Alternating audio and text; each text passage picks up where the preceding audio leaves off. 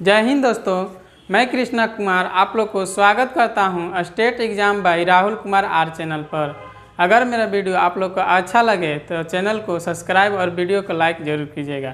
तो कई दिनों से क्लास बंद था किसी कारणवश, तो जितना भी करंट अफेयर्स का क्वेश्चन है वो 2-4 क्लास में हम ज़्यादा क्वेश्चन लाकर और मैनेज कर देंगे। तो आज का पहला क्वेश्चन है, अंतर्राष्ट्रीय योग दिवस पर योग नीति लागू करने वाला भारत का पहला राज्य कौन बन गया? ऑप्शन ए है उत्तर प्रदेश, ऑप्शन बी है बिहार और ऑप्शन सी है महाराष्ट्र और ऑप्शन डी है उत्तराखंड।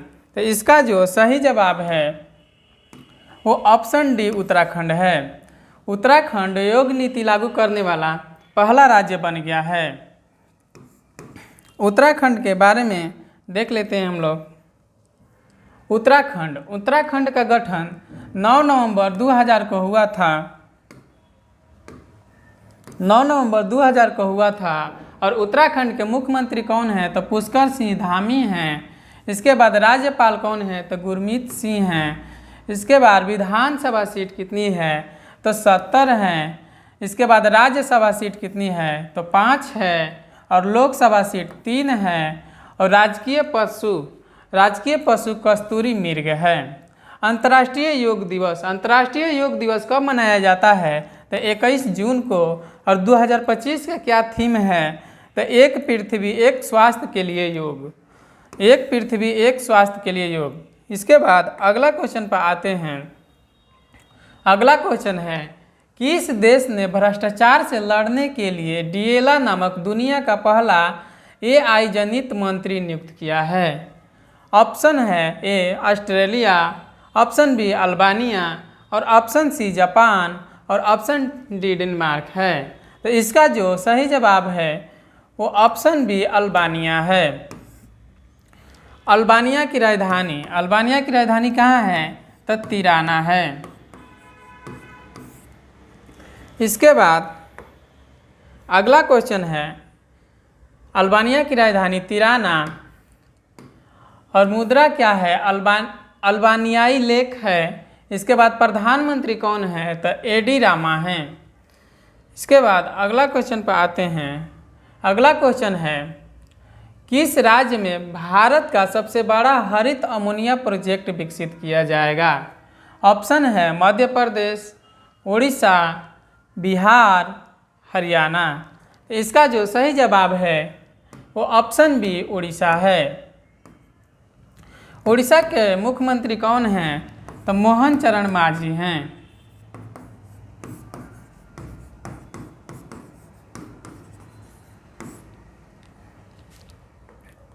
इसके बाद ये जो प्रोजेक्ट लगा है वो प्रॉपर जगह गोपालपुर जो कि उड़ीसा में पड़ता है यहाँ पे लगा है। और किस किस कंपनी ने इस प्रोजेक्ट पर काम किया है? तो ACME समूह और जापान का IHI कॉरपोरेशन।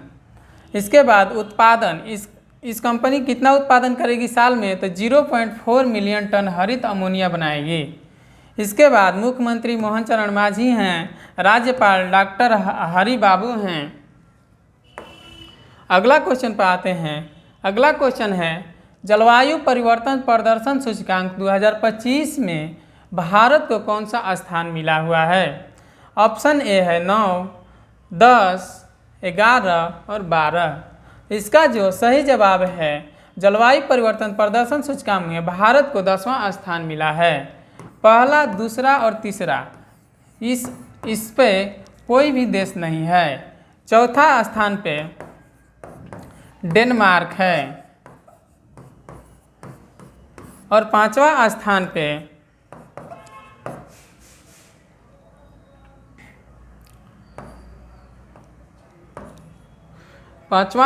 पे नीदरलैंड है।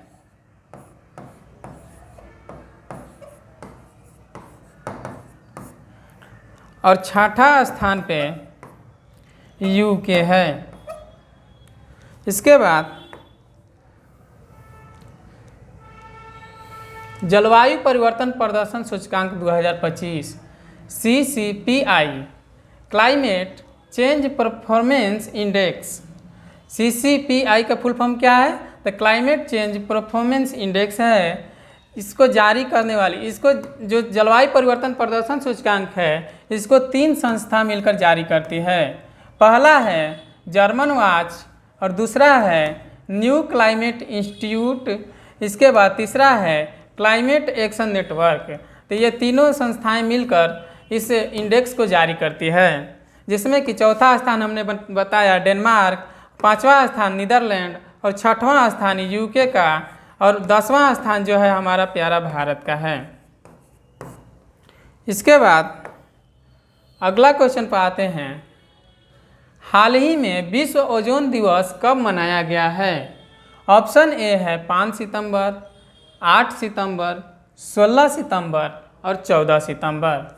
तो ओजोन दिवस जो है ऑप्शन सी 16 सितंबर को मनाया गया है। तो 5 सितंबर को क्या मनाया जाता है? तो शिक्षक दिवस मनाया जाता है। इसके बाद 8 सितंबर को अंतर्राष्ट्रीय साक्षरता दिवस मनाया जाता है।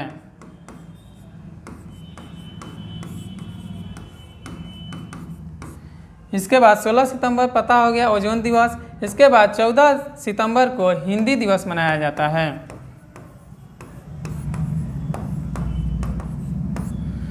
इसके बाद ओजोन के बारे में हम लोग देख लेते हैं। ओजोन दिवस का 2025 का थीम क्या है? तो विज्ञान से वैश्विक कार्रवाई तक, ये 2025 का थीम है। इसके बाद ओजोन दिवस 16 सितंबर को मनाया जाता है। ओजोन परत की मोटाई मौसम के हिसाब से बदलते रहती है। जैसे कि बसंत ऋतु में सबसे मोटी सबसे ज़्यादा हो जाती है। बसंत ऋतु में जो है ओजोन परत का जो लेयर है सबसे मोटा हो जाता है। इसके बाद वर्षा ऋतु में जो लेयर है वो कम हो जाता है। इसके बाद भारत के श्रीनगर में ओजोन परत की मोटाई सर्वाधिक एवं त्रिवेंद्रम में सबसे कम है। अगर भारत में पूछा जाए तो श्रीनगर में ओजोन परत की मोटाई सबसे ज़्यादा और त्रिवेंद्रम में सबसे कम है। इसके बाद ओजोन परत को सर्वाधिक नुकसान क्लोरोफ्लोरोकार्बन करती है, जिन्हें क्या कहते हैं? तो फ्रीओन कहते हैं। इसके बाद ओजोन परत को डॉप्सन इकाई से मापा जाता है। अगला क्वेश्चन है, किस राज्य में वैश्विक आउटरीच के साथ ऐतिहासिक 10वें आयुर्वेद दिवस का आयोजन किया जाएगा? ऑप्शन ए है उड़ीसा, ऑप्शन बी है राजस्थान और ऑप्शन सी है मेघालय और ऑप्शन डी है गोवा। तो इसका जो सही जवाब है वो ऑप्शन डी गोवा है। गोवा में आयुर्वेद दिवस का आयोजन किया जाएगा। इसके बाद गोवा के बारे में देख लेते हैं। तो आयुर्वेद दिवस 2025 का थीम क्या है?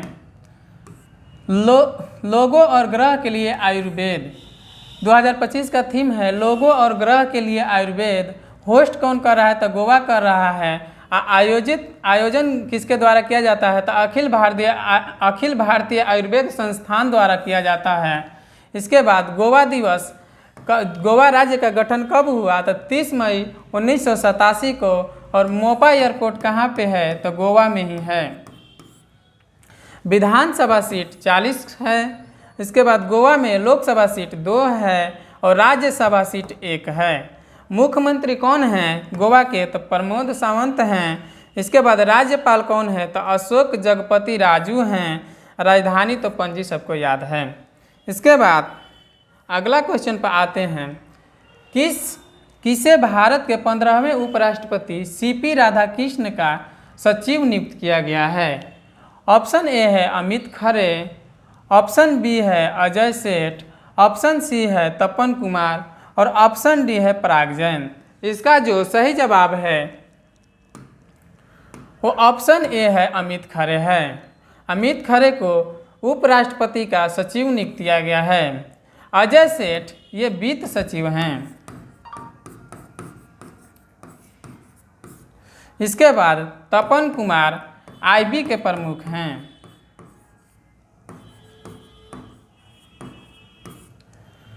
पराग जैन रो के प्रमुख हैं। इसके बाद अगला क्वेश्चन पर आते हैं, अगला क्वेश्चन है, किस राज्य के हॉर्नबिल महोत्सव को सर्वाधिक सांस्कृतिक संगीत और नृत्य के लिए सिल्वर बनियान पुरस्कार मिला? ऑप्शन ए है गोवा, ऑप्शन बी है उत्तराखंड, ऑप्शन सी है नागालैंड और ऑप्शन डी है मणिपुर। तो इसका जो सही जवाब है नागालैंड है। हॉर्नबिल महोत्सव कहाँ पे होता है? तो नागालैंड में होता है।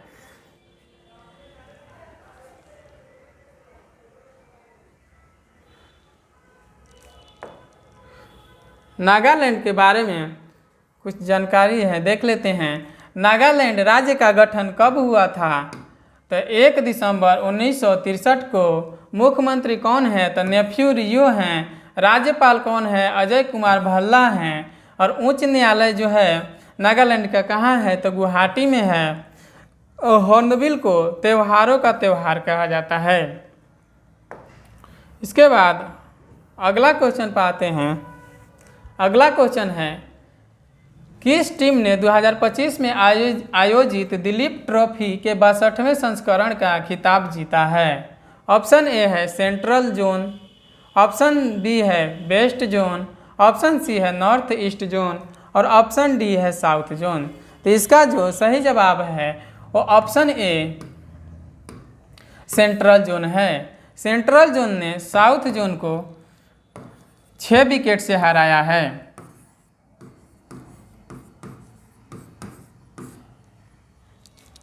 तो ए हो गए विजेता और ई हो गए उप विजेता। इसके बाद अगला क्वेश्चन पाते हैं। अगला क्वेश्चन है, दक्षिण कोरिया में आयोजित फ्रीडम एज सैन्य अभ्यास में किस देश ने भाग नहीं लिया है? ऑप्शन ए है जापान, ऑप्शन बी है सिंगापुर और ऑप्शन सी है दक्षिण कोरिया और ऑप्शन डी है अमेरिका। तो ये जो अभ्यास है ये 3 देशों के बीच का अभ्यास है। कौन कौन शामिल है? तो जापान है, अमेरिका है, इसके बाद साउथ कोरिया है। तो इसमें पूछा है कि इनमें से कौन नहीं है? तो ये तीनों ऑप्शन में से सिंगापुर नहीं है। तो इसका जो सही जवाब है वो सिंगापुर है। इसका जो आयोजन है ये कोरिया में हुआ है।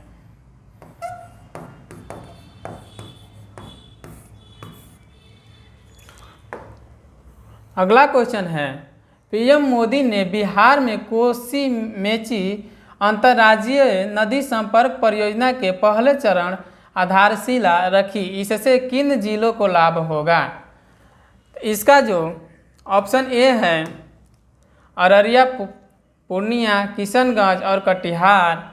ऑप्शन बी है भागलपुर, मुजफ्फरपुर, सिवान, मुंगेर।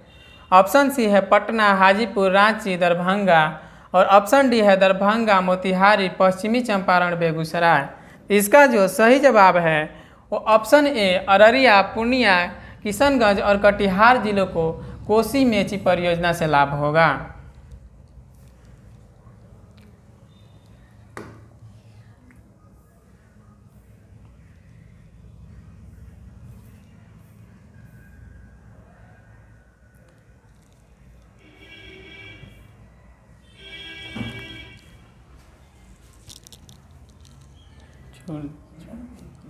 नहीं होगा।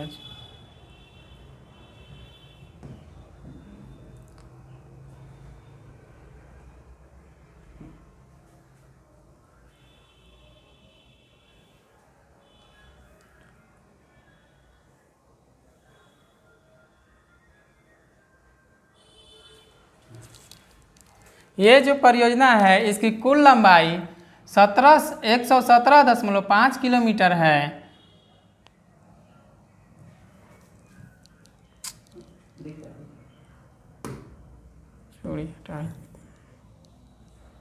अगला क्वेश्चन है,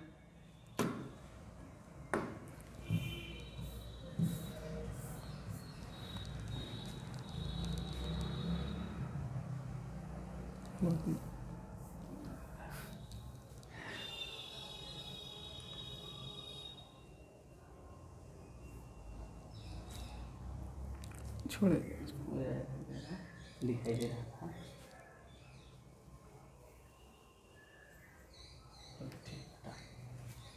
ठीक है, अगला क्वेश्चन हम लोग देख लेते हैं। अगला क्वेश्चन है 78वां हैदराबाद मुक्ति दिवस कब मनाया गया? ऑप्शन ए है 5 सितंबर, ऑप्शन बी है 8 सितंबर और ऑप्शन सी है 14 सितंबर और ऑप्शन डी है 17 सितंबर। तो इसका जो सही जवाब है वो ऑप्शन डी 17 सितंबर है। 5 सितंबर को शिक्षक दिवस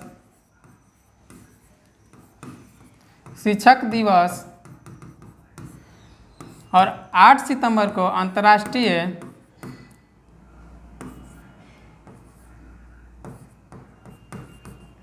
अंतर्राष्ट्रीय साक्षरता दिवस।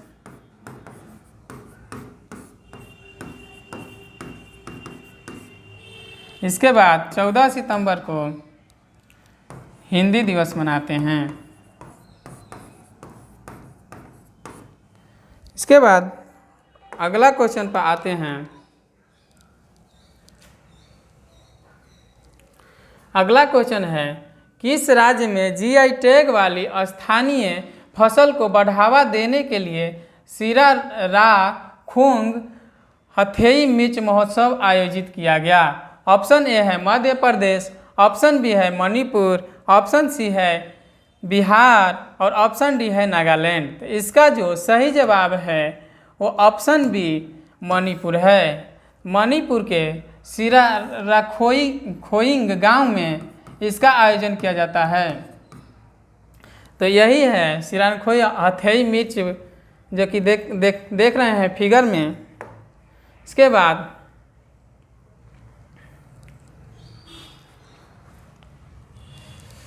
अगला क्वेश्चन है 77वें प्राइम टाइम एमी अवार्ड 2025 में किस कॉमेडी सीरीज ने अब तक का सबसे ज़्यादा 13 अवार्ड जीतकर इतिहास रच दिया? ऑप्शन ए है सेवरेंस, ऑप्शन बी है एडोलसेंस, ऑप्शन सी है द पीट और ऑप्शन डी है द स्टूडियो। तो इसका जो सही जवाब है वो ऑप्शन डी द स्टूडियो है। एमी अवार्ड 2025, एमी अवार्ड के जो 2025 है एक्टर विजेता जो हैं ओबेन कूपर हैं, जो कि यहाँ पे फिगर में देख सकते हैं।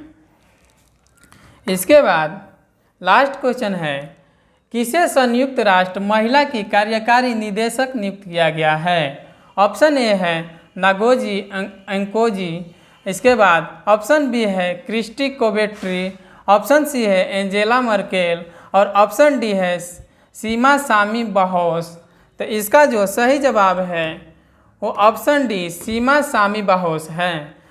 तो नागोजी ओंकेजा इवेला क्या है नागोजी? तो ये जो हैं WHO के पहली महिला महानिदेशक हैं।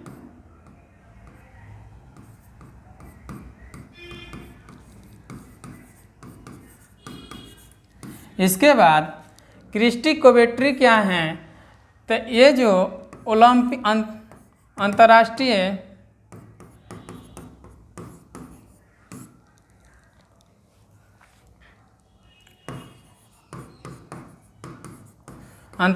ओलंपिक की पहली महिला ये अध्यक्ष हैं। अंतर्राष्ट्रीय ओलंपिक समिति की पहली महिला अध्यक्ष हैं। तो आज का ये लास्ट क्वेश्चन था। अगर आप लोग को मेरा वीडियो अच्छा लगे तो चैनल को शेयर और सब्सक्राइब जरूर कीजिएगा। तो आज के लिए इतना ही रखते हैं। तो धन्यवाद।